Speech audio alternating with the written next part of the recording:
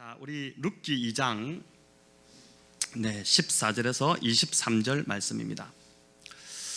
저와 여러분 교독으로 읽겠습니다. 제가 먼저 우리 14절을 읽도록 하겠습니다. 식사할 때에 보아스가 룻에게 이르되 이리로 와서 떡을 먹으며 내 떡 조각을 초에 찍으라 하므로 룻이 곡식 빼는 자 곁에 앉으니 그가 볶은 곡식을 주매 룻이 배불리 먹고 남았더라.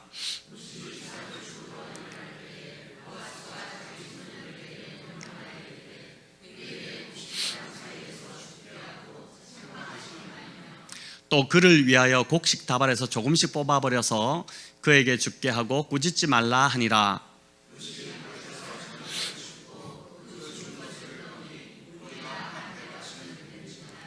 그것을 가지고 성읍에 들어가서 시어머니에게 주운 것을 보이고 그가 배불리 먹고 남긴 것을 내어 시어머니에게 드리매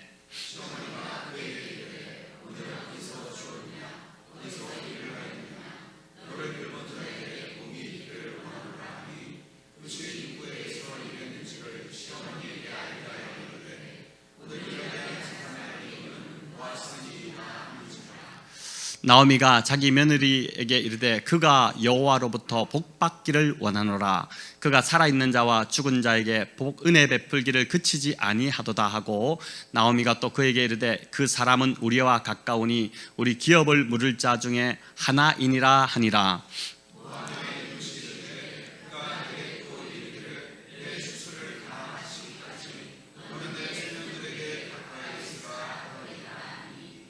나오미가 며느리 룻에게 이르되 내 딸아 너는 그의 소녀들과 함께 나가고 다른 밭에서 사람을 만나지 아니하는 것이 좋으니라 하는지라.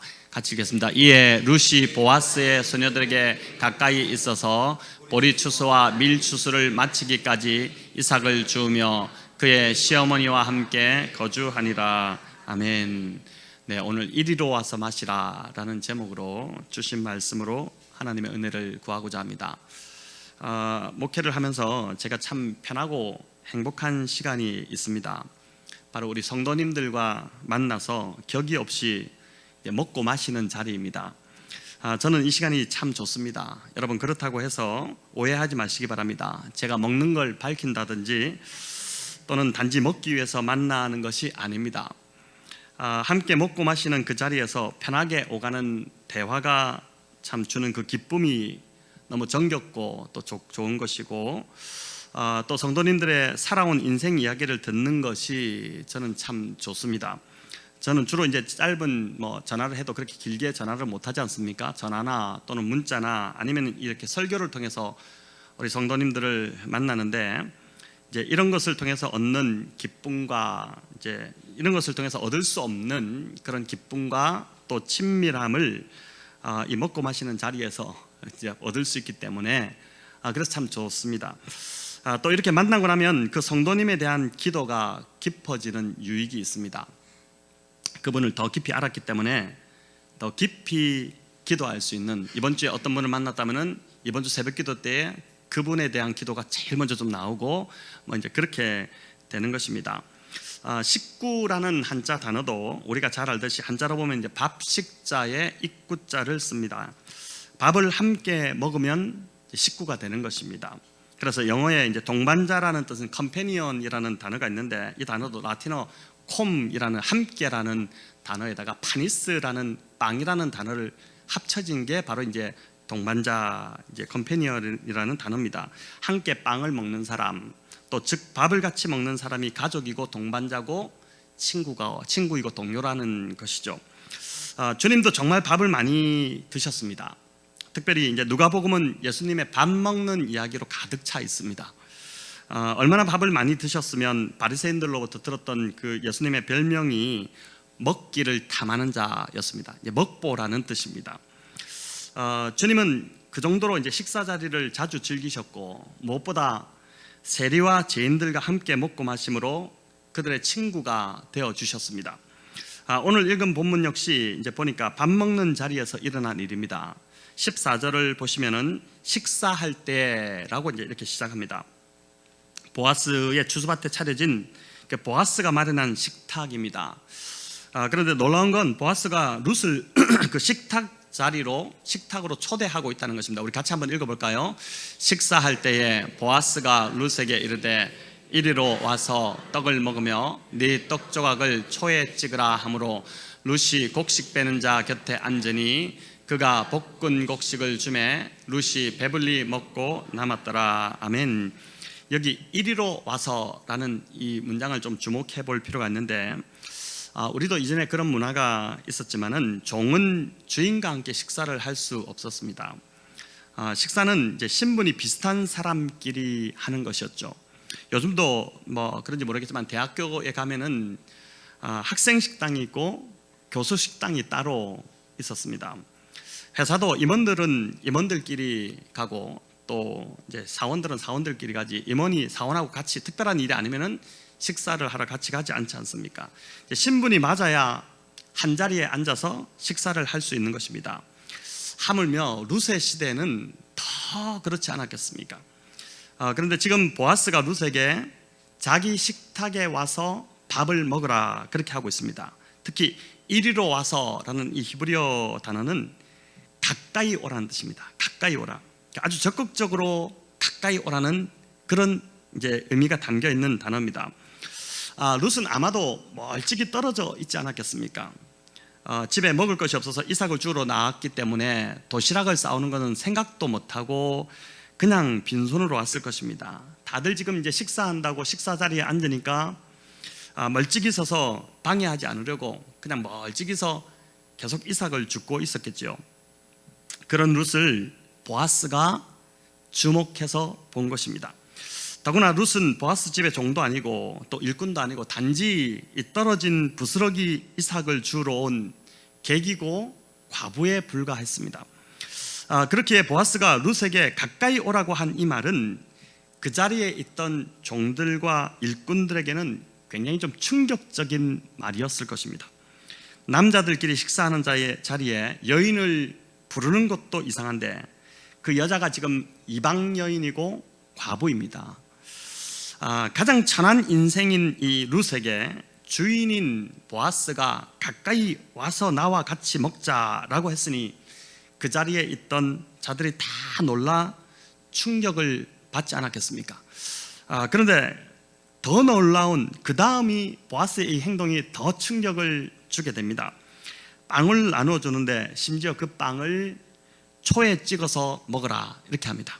여러분, 이 초는 포도로 만든 식초와 같은 소스로 이렇게 보면 될 것 같습니다. 오늘로 말하면 빵을 이제 발사믹 소스 같은데 이렇게 찍어 먹는 것과 같습니다. 빵을 이제 야외로 가지고 나오면 딱딱하게 이제 굳어지기 때문에 부드럽게 먹기 위해서 이런 초에 찍어 먹었습니다. 룻이 불쌍히 보였다면은 그저 빵을 좀 던져주고 저기 구석에 가서 먹어라 이렇게 이제 할 수도 있었을 텐데 그것만 해도 큰 호의를 베푸는 것이지 않겠습니까? 근데 보아스가 먹는 식탁에 초대를 가까이 오래 해서 함께 거기 앉아서 초에 찍어서 빵을 이제 부드럽게 먹게 했으니 그걸 입에 넣는 순간 룻의 얼어붙었던 마음이 다 녹아버리지 않았겠습니까? 이삭을 주우러 나왔다가 겪었던 그 서름이 있을 때고 또 낯선 사람들에 대한 경계와 과거의 이제 슬픔 이런 것들이 이 초에 빵을 이제 찍은 그 빵이 입에 들어가는 순간 다 아마 그 응어리들이 하나씩 녹아지기 시작했을 것입니다. 아마 모르긴 해도 이 빵을 받아든 룻의 눈가에는 이미 촉촉한 눈물이 맺히고 있지 않았겠습니까? 그런데 그뿐만이 아닙니다. 보아스는 룻에게 지금 볶은 곡식을 건네기까지 합니다. 오늘로 치면 이 빵뿐만 아니라 더 나은 좀 좋은 요리를 이제 가지고 나왔는데 그것까지 이렇게 먹으라고 권하는 것입니다. 여기 보니까 보아스가 옆에서 이제 14절에 보면 룻이 배불리 먹고도 남았다 이렇게 되어 있거든요. 배불리 먹고도 남았다. 자, 어떻게 하면 배불리 먹고도 남았겠습니까? 보아스가 옆에서 계속 먹으라고 더 먹으라고 이렇게 권했기 때문에 그렇게 배불리 먹고 남지 않았겠습니까? 룻의 처지에 지금 그 이삭 주우러 간 그런 사람인데 그 처지에 음식을 먹으라고 한다고 해서 스스로 막 음식을 가져다가 막 배불리 먹지는 않지 않았겠습니까? 그러니까 룻이 먹는 내내 지금 옆에서 보아스가 계속 또 이렇게 마치 부모가 자식 챙기듯이 먹으라고 이렇게 하면서 계속 먹이니까 배불리 먹고 더 이상 못 먹겠습니다. 배가 너무 부릅니다. 이렇게 하고 이제 잔뜩 남게 된 그런 상황이 아니겠습니까? 룻은 지금 감사와 감격과 또 감동으로 보아스의 식탁에 참여하고 있습니다. 같은 식탁에서 똑같은 음식을 먹어도 아무 감동도 감사도 없이 먹는 사람과 이 룻의 모습이 얼마나 대조가 됩니까? 매주 우리가 예배 드릴 때도 그렇고 묵상의 자리에 앉을 때도 이런 감격과 감사가 되살아나야 되지 않을까요? 죄로 인해 죽을 수밖에 없었던 자격 없던 죄인이었던 나 자신이 지금 예배의 자리에 앉아 있다는 것 자체가, 또 말씀의 꼴을 먹을 수 있다는 것에 그렇게 감격할 수 있는 자는 바로 이렇게 룻과 같은 은혜가 예배 때마다 되살아날 수밖에 없을 것입니다. 우리가 너무나도 당연한 듯이 예배를 드리기 때문에 아무 감동도 감격도 없는 것입니다. 사실 우리는 이 은혜의 자리에 앉을 자격도 가치도 없던 자들이었습니다.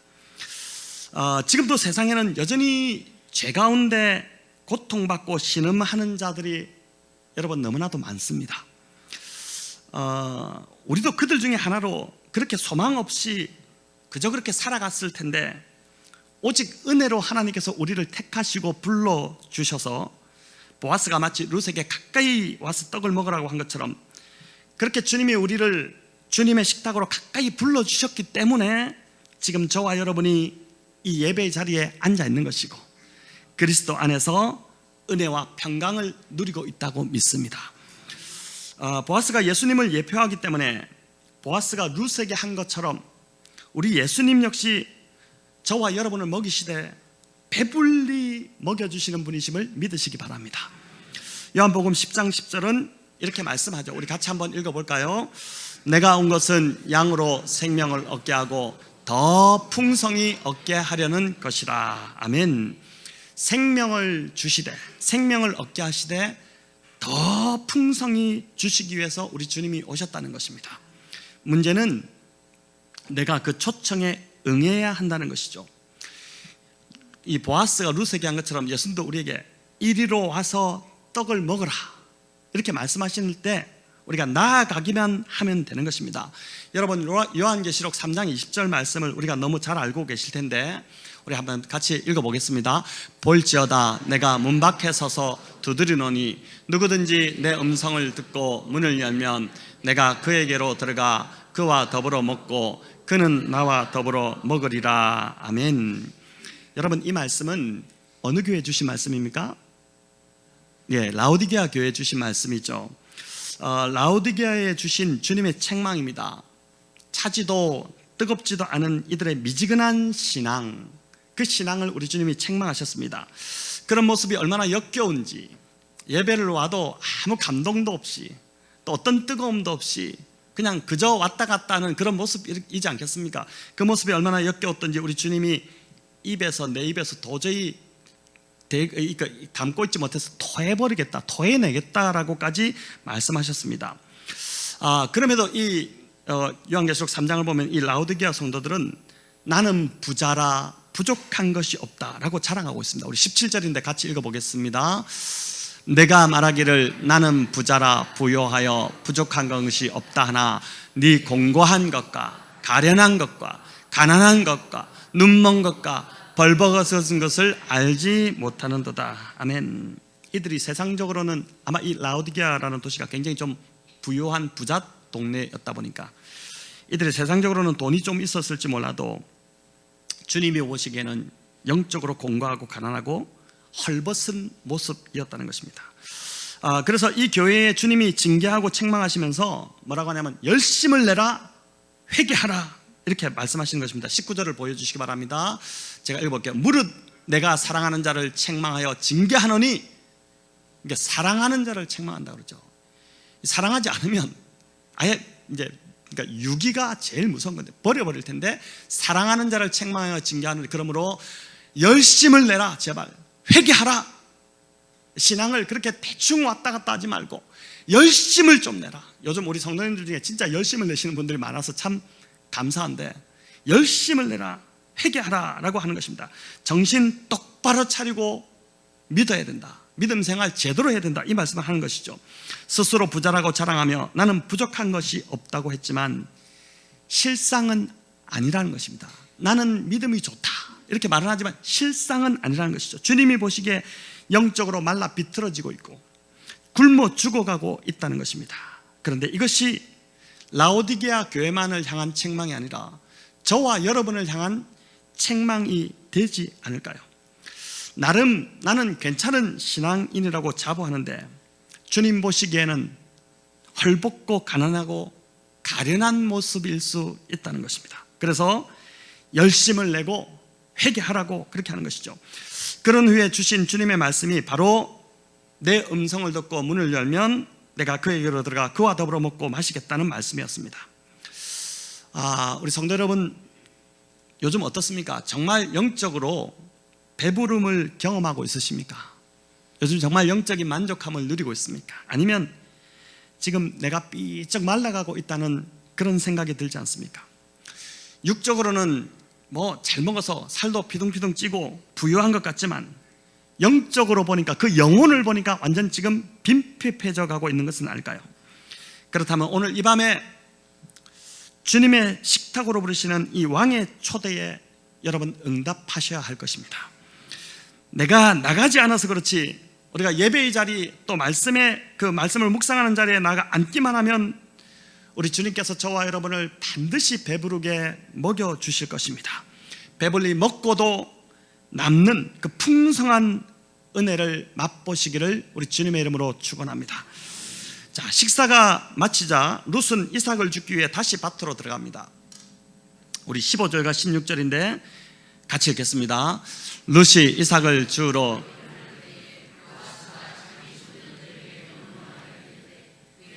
곡식단 사이에서 죽게 하고 책망하지 말며 또 그를 위하여 곡식 다발에서 조금씩 뽑아버려서 그에게 죽게 하고 꾸짖지 말라 하니라. 아멘. 보아스가 지금 룻에게 은혜를 베풀되 아주 은밀하게 은혜를 베풀고 있는 것이 여러분 보이시죠? 룻이 눈치채지 못하도록 종들에게만 귀뜸을 해두었습니다. 룻이 이삭을 쉽게 죽도록 좋은 자리인 곡식단 사이에서 룻을 그 자리로 이제 들어가게 해서 죽게 하고 또 거기에 대해서 아예 곡식단에서 조금씩 뽑아서 그냥 일부러 길에 흘리라고 합니다. 또 종들로 하여금 룻을 꾸짖거나 책망하지 못하게 하죠.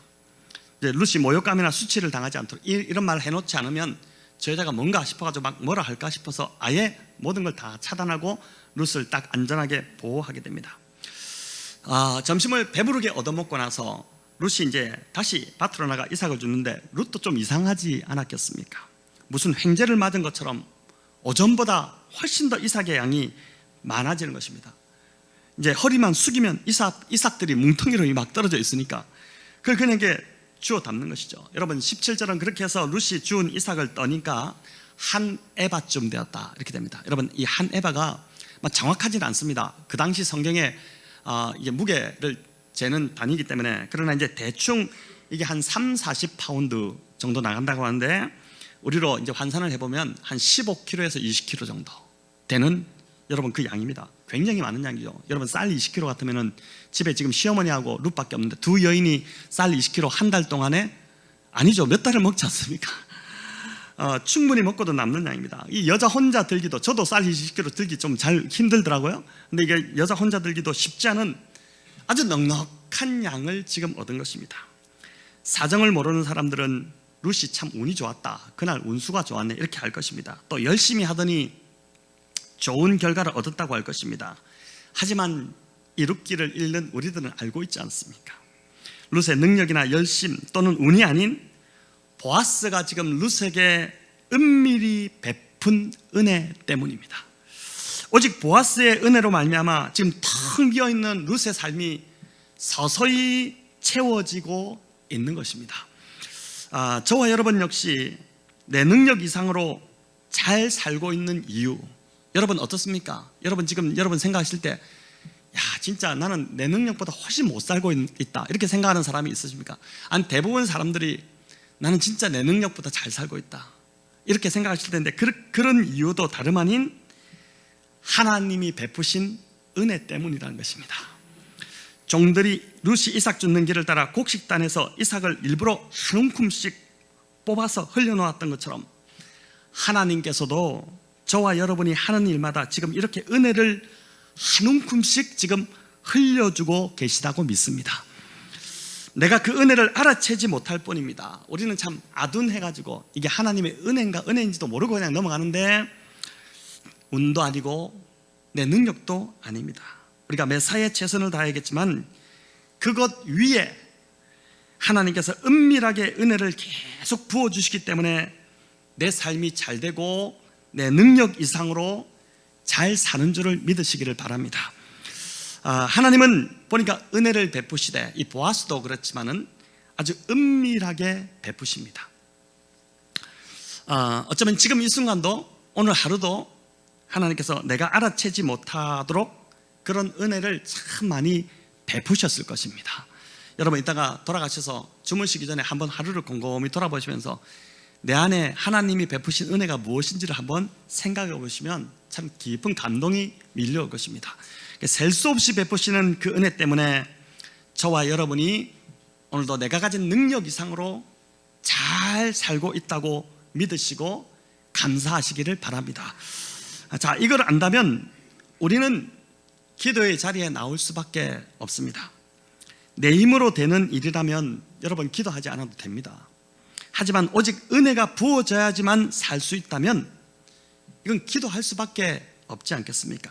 직장일 뿐만 아니라 교회 봉사와 섬김도 마찬가지입니다. 내가 잘나서 좋은 결과가 있는 것이 아닙니다. 이번 주에 우리 이제 오늘 찬양 인도하신 우리 최준영 집사님도, 여러분 오늘 찬양 참 좋으셨죠? 네, 제가 유도하는 질문은 아니죠. 네, 오늘 좋았습니다. 참 저도 은혜를 많이 받았는데 보니까 이제 새벽기도 또 나오셔서 기도로 준비하시고 이런 모습이 참 이제 좋았는데, 내 힘으로 하지 않는다는 고백이지 않습니까? 기도한다는 것은 하나님의 도우심이, 하나님의 은혜가 부어져야지만 내가 할 수 있다는 것이죠. 여러분 우리가 잘 아는 그 축복송인 이제 때로는 너희 앞에 어려움과 아픔이지만, 이 찬양이 있는데 이 곡을 만드신 성정미 우리 사모님, 성정미 찬양 사역자, 찬양이 얼마나 영감이 있고 은혜가 있습니까? 근데 이분이 이제 보면 학벌도 아주 좋고 또 실력도 뛰어납니다. 이제 성악가, Y대학 성악가를 나오셨죠. 근데 하지만 그 실력 때문에 이분의 곡들이 은혜가 있는 게 아니죠. 이분은 이제 그런 이제 부담들이 많지 않습니까? 이분이 콘서트를 하게 되면, 성정미 씨가 콘서트를 하게 되면은 늘 하는 게 뭐냐면은 그 콘서트 하는 현장에 가가지고 2시간 전에 그곳에서 엎어져서 하나님 앞에 기도한다고 합니다. 하나님 오늘 이 현장에 은혜를 부어주셔야지만 제가 이 콘서트를 감당할 수 있습니다. 저의 능력, 저의 실력으로는 도저히 못하니 하나님 도와주십시오. 옆에 사람이 있건 보건 말건 관계없이 그냥 그 현장에 엎어져서 하나님께 기도함으로 그 콘서트를 준비한다는 것이죠. 은혜가 부어져야지만이 그곳에 참석한 사람들이 은혜를 받는다는 것을 누구보다 이분 자신이 잘 알고 있기 때문입니다. 저와 여러분 이 은혜를 붙들고 살아가기를 부탁드립니다. 또 누구에게 은혜를 베푼다면, 여러분 누구에게 은혜를 베풀 일들이 이제 많으실 텐데 앞으로 이 하나님처럼 또 보아스처럼 은밀하게 베푸시기를 바랍니다. 또 누구를 위해 기도해 주신다고 하더라도 생색내지 마시고 은밀히 기도하시기 바랍니다. 내가 너를 위해서 기도했다 이런 말도 하지 마시고 그냥 그 사람이 잘 되는 거 보는 것만으로도 좋지 않습니까? 내가 기도했기 때문에 저 사람이 저리 됐다 이게 아니라 하나님이 은혜 베푸셔서 된 것이죠. 내가 그 기도에 내가 쓰임받았다는 것 자체만으로도 나는 감사하지 않습니까? 그러니까 은밀히 행하시는 우리 하나님 닮아서 은밀히 기도하시고 은밀히 선행을 계속해서 베푸시기를 바랍니다. 그게 하나님의 사람들의 모습인 것입니다. 이제 이어지는 이야기는 룻이 주운 곡식들을 시어머니 나오미에게 보여드리면서 이 두 사람이 나눈 대화인데, 보아스의 밭에서 이제 해가 지고 집으로 돌아가는 이 룻의 발걸음이 굉장히 가벼워 보이지 않습니까? 여러분 지금 그녀의 손에는 20kg 정도 되는 그 쌀 부대를, 지금 곡식 부대를 들고 가는 것이지만은 마음만은 지금 받은 은혜와 기쁨으로 굉장히 기뻐서 단걸음에 지금 빨리 가서 우리 시어머니에게 이걸 좀 보여주고 쉽지 않았겠습니까? 자, 그런데 재미있는 것은 제가 이 룻과 나오미의 대화를 가만히 보니까 룻이 자신의 수고는 한마디도 말하지 않고 오로지 보아스를 통해 받은 은혜만 지금 이야기하고 있다는 것입니다. 내가 오늘 이 곡식 죽는다고 어머니 얼마나 창피를 당했는지 아세요? 또는 내가 얼마나 오늘 힘들었는지 아세요? 내 허리 다 빠지는 줄 알았습니다. 뭐 이런 이야기 없습니다. 이런 거 나눌 법도 하죠. 하루 종일 고생하고 왔으니까 어머니 진짜 힘들었습니다. 알고나 드십시오. 이런 말도 할 수 있을 텐데 그런 말 전혀 없고 오로지 보아스를 통해서 받은 은혜만 어머니께 들려드리고 있습니다. 여러분, 시어머니와 며느리의 대화가 이 본문을 읽어보셔서 아시겠지만 수준이 보통이 아닙니다. 세상적인 대화가 아닌 정말 신앙의 대화를 하고 있습니다. 시어머니와 며느리가 만나서 시아버지 욕하고 남편 욕하는, 남편 험담하는 그런 대화가 아닙니다. 사람을 험담하고 불평하고 원망하는 말이 아니라 그 자리에 없는, 두 사람이 대화하는데 보아스는 그 자리에 없지 않습니까? 근데 그 자리에 없는 보아스를 지금 축복하고 있고 하나님이 베푸실 은혜와 하나님이 이루실 소망을 그들이 기대하며 이 자부가 나누고 있는 것입니다. 어둠이 내려앉은 이 베들레헴 나오미 집, 여러분 아주 희미한 불빛이 지금 집 밖으로 이렇게 새어나올 건데 그 불빛과 함께 새어나오는 나오미와 룻의 대화가 너무 아름다운 대화인 것입니다. 저와 여러분의 대화는 어떤 것 같습니까? 오늘 이 두 며느리와 또 룻과 나오미의 대화를 보면서 저와 여러분의 대화는 어떠한 것 같습니까? 우리가 가까운 사람들과 주고받는 대화가 곧 우리의 영적 수준이라고 해도 과언이 아닐 것입니다. 배우자나 가까운 사람들과 주로 어떤 이야기를 나누십니까? 룻과 나오미는 보아스를 높이고 그가 여호와께 복받기를 원한다는 대화를 하고 있는데 혹 우리는 그 자리에 없는 다른 사람을 입에 올려서 그를 험담하고 깎아내리고 원망하는 말을 쏟아내고 있지는 않으십니까? 여러분, 중요한 건 이런 불평과 원망이 받은 은혜를 다 쏟아버리게 만든다는 것입니다. 내가 요즘 메말라가고 있다면, 내 영적인 상태가 굉장히 좀 메말라가고 있고 지쳐가고 있다면 내 말이 어떠한지, 내 입술에서 무슨 말이 나오고 있는지를 우선적으로 점검하고 살펴볼 필요가 있습니다. 여러분, 잠언 18장 21절은 이렇게 말씀합니다. 우리 같이 한번 읽어보겠습니다. 죽고 사는 것이 혀의 힘에 달렸나니 혀를 쓰기 좋아하는 자는 혀의 열매를 먹으리라. 아멘. 죽고 사는 것이 다름 아니라 혀에 달렸다는 것입니다. 이를 현대인의 번역으로 이제 보면 좀 더 쉽게 이해할 수 있는데 보여주십시오. 같이 읽겠습니다. 혀는 사람을 죽이기도 하고 살리기도 한다. 혀를 놀리기 좋아하는 사람은 반드시 그 대가를 받는다. 아멘. 여러분, 부정적인 말, 불평의 말, 원망의 말은 결국 그 말을 하는 사람을 가장 먼저 죽인다는 것입니다. 내가 어떤 사람에 대해서 험담할 때 그 당사자가 그 말을 듣지 못하지만, 누구한테 험담할 때 대놓고 그 사람 앞에서 험담하는 사람 없지 않습니까? 듣지 못하지만 내 귀는 내가 하는 그 말을 가장 먼저 듣는 것입니다.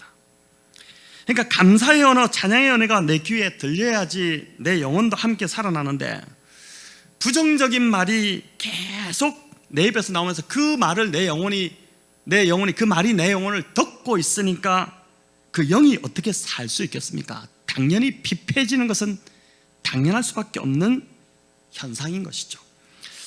그래서 룻기의 한 자료를 보니 이 부분을 해석하기를, 저는 이 부분이 참 와닿았는데 뭐라고 이야기하냐면은 말을 전하는 것이 아니라, 우리 한번 보여주실래요? 말을 전하는 것이 아니라 말씀을 전하는 사람이 되어야 된다. 우리 한번 같이 읽어봅시다. 말을 전하는 것이 아니라 말씀을 전하는 사람이 되어야 한다. 즉 나의 입술로 좋지 않은 말을 옮기는 자가 아니라 나는 하나님 말씀을 전하는 자가 되어야 한다는 것입니다. 대단히 공감이 되는 말이죠. 하나님께서 나에게 혀를 주신 이유가 험담하고 원망하라고 주신 것이 아니라는 것입니다.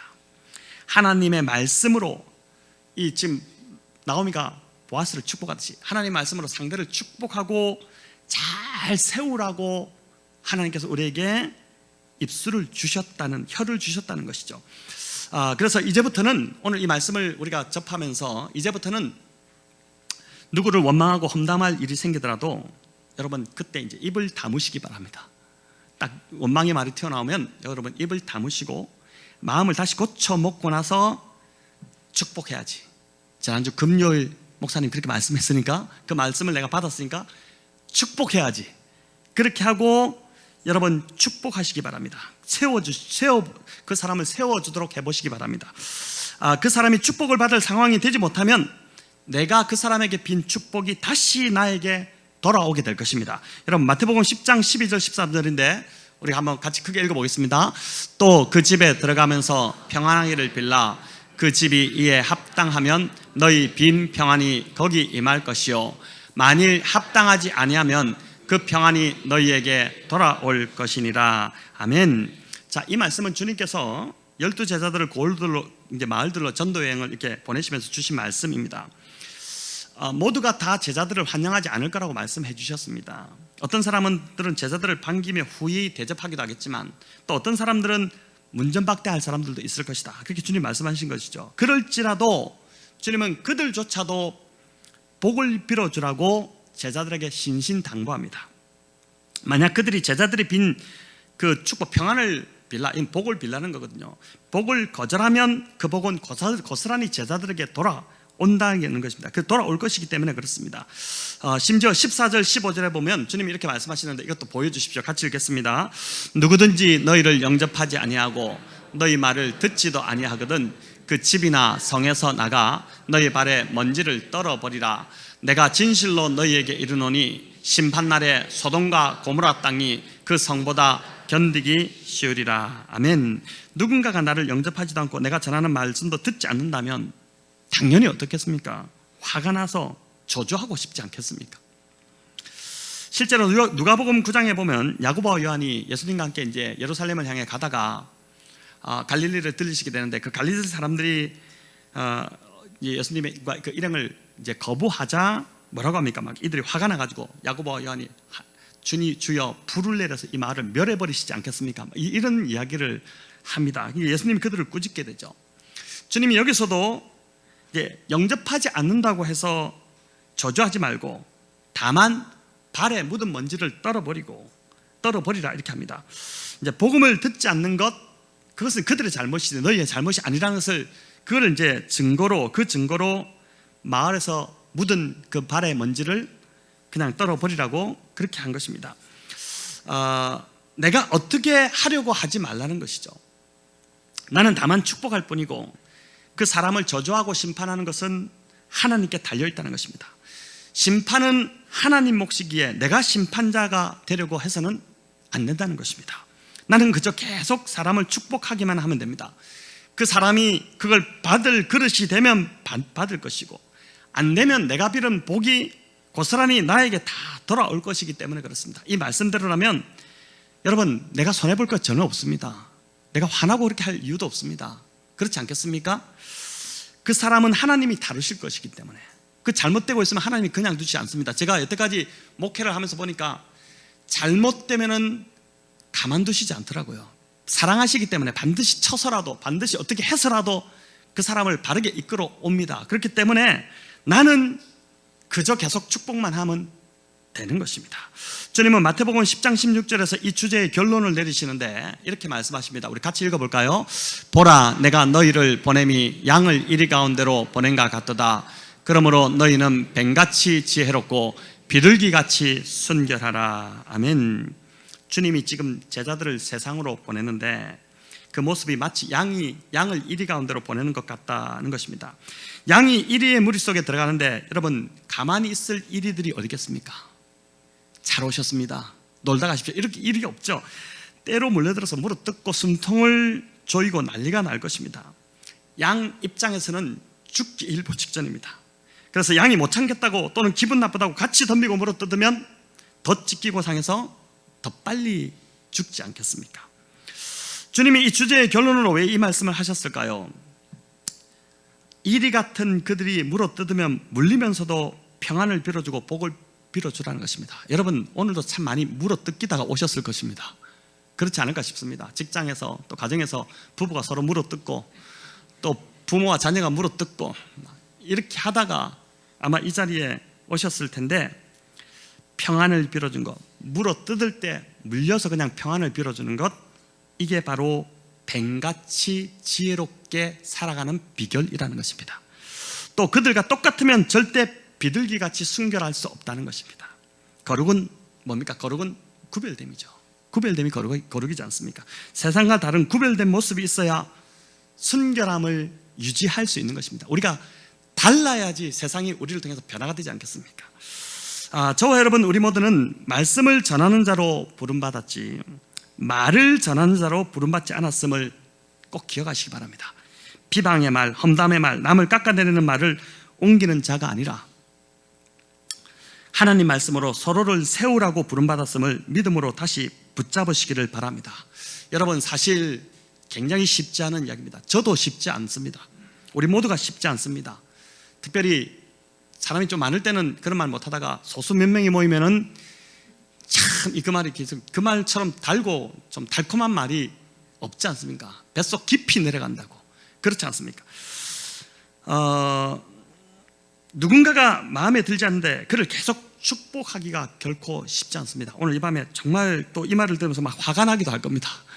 그래도 축복하라니, 이 말도 안 된다. 하지만 비방하고 험담하기 시작할 때 가장 먼저 무너지는 것은 바로 내 영혼임을 잊지 말라는 것입니다.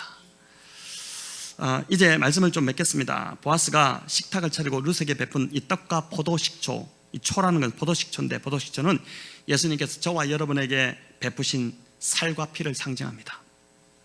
우리 모두는 룻처럼 다 이방인이고 외인이었고 언약 밖의 사람들이었습니다. 우리의 행위로는 주님의 식탁에 앉기에 그 어떤 가치도 자격도 없던 자들이었습니다. 하지만 오직 하나님의 은혜로 예수 그리스도께서 베푸신 식탁의 그 은혜의 자리에 저와 여러분이 앉아 있음을 믿습니다. 이런 은혜를 받았다면 우리 역시 은혜를 베푸는 자가 되어야 할 것입니다. 특별히 가족 안에, 또 직장 안에, 무엇보다 우리 이 교회 공동체 안에 내가 마음에 들지 않는 자들이 있다 하더라도, 마음에 드는 사람이 어디 있겠습니까? 저도 여러분 마음에 안 들 때가 되게 많습니다. 뭐 저렇게 행동하고 뭐 저렇게 말하고 저 사람 왜 저렇게 저럴까, 이런 많죠. 그러나 그렇다 하더라도 내 입술로 내 마음에 좋지 않은 생각들을 말로 전하는 자가 되지 않겠다고 이 말씀 앞에서 저와 여러분 함께 결단하시면 좋겠습니다. 나는 그저 그를 축복하기만 하면 됩니다.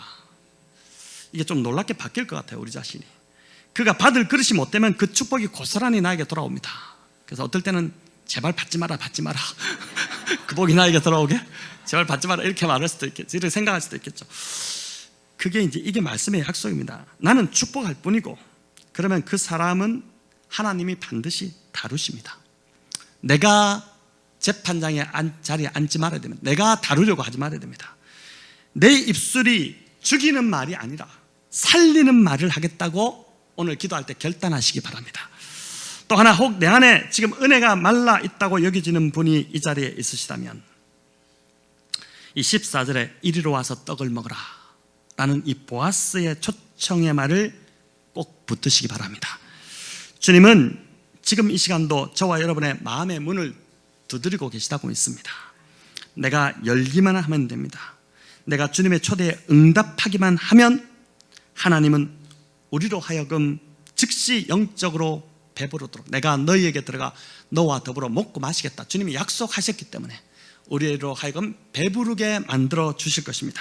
오늘 이 밤에 이 두 가지를 붙들고 기도의 자리로 깊이 나아가시기를 우리 주님의 이름으로 축원합니다. 자, 이제 우리 찬양을 하나 좀 부르려고 하는데요, 이 찬양은 송정미 사모님 아까 제가 말씀드렸던 그 축복송입니다. 때로는 너희 앞에, 이 찬양인데 이 찬양은 정말 기름 부으심이 있더라고요. 이제 제가 이 찬양으로 이제 외국에 단기 선교나 전도여행을 가봤을 때 외국 사람들이 이 찬양을 모르지 않습니까? 가사를 모르는데도 이 찬양으로 축복을 하면은 거의 100% 사람들이 다 울었어요. 다 울더라고요. 이게 참 기름 부으심이 있는 찬양인 것 같습니다. 이 찬양은 우리가 어떤 존재인지를 알려줍니다. 우리는 결코 보잘것없는 자들이 아니라는 것입니다. 우리는 세상을 축복하는 자로 부름받았고, 우리의 입술을 통해 나오는 그 말씀으로 인해서 세상이 치유받고 회복될 것이라는 약속을 주는 찬양입니다. 이 찬양대로 하나님 앞에 저와 여러분이 얼마나 사랑스럽고 또 얼마나 아름다운 존재인지를 이 찬양을 부르면서 다시 한 번 더 여러분 낮아진 무너진 자존감을 회복하시기 바랍니다. 회복하시고 또 이미 지금까지 하나님이 저와 여러분을 통해서 많이 영광 받으셨고 앞으로도 영광 받으실 거라는 그 확신 가운데 우리가 이 찬양을 함께 부르고 기도의 자리로 나아가겠습니다.